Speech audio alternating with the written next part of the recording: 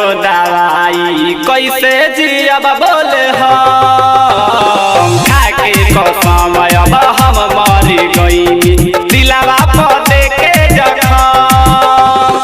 दिलवा पर देके जखम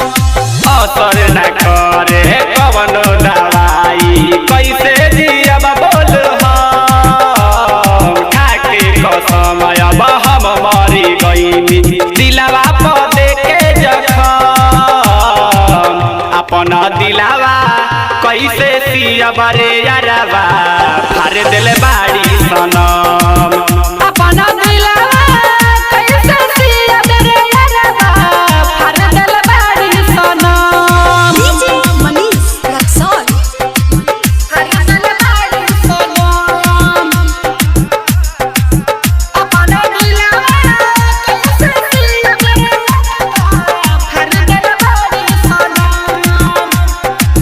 फाड़ दिल बाड़ी सनम mix by Sabrang digital recording studio Sangram. मिलल साज कोई के बातो ना मननी होई धोखा बाजई कबहू ना जननी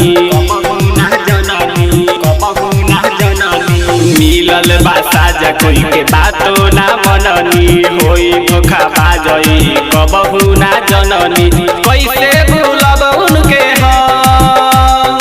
कैसे भूलब उनके हम अपना दिलावा कैसे सियब रे यारवा फाड़ दिल बाड़ी सनम अपना दिलवा कैसे सियब रे यारवा फाड़ दिल बाड़ी सनम डीजे मनीष रक्सौल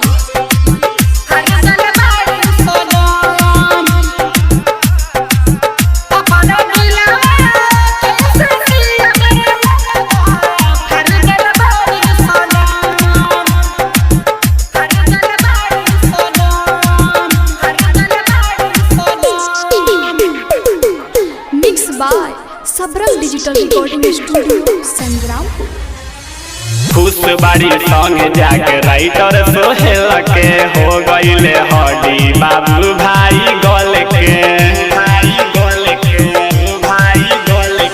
खुश बाड़ी संग जाके राइटर सोहेल के हो गईले हड्डी बाबू भाई गल के फिरोज बढ़ा के सीतम फिरोज बढ़ा के सीतम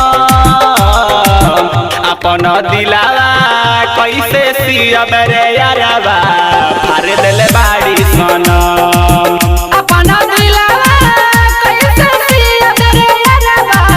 फाड़ दिल बाड़ी सनम mix by Sabrang digital recording studio Sangrampur.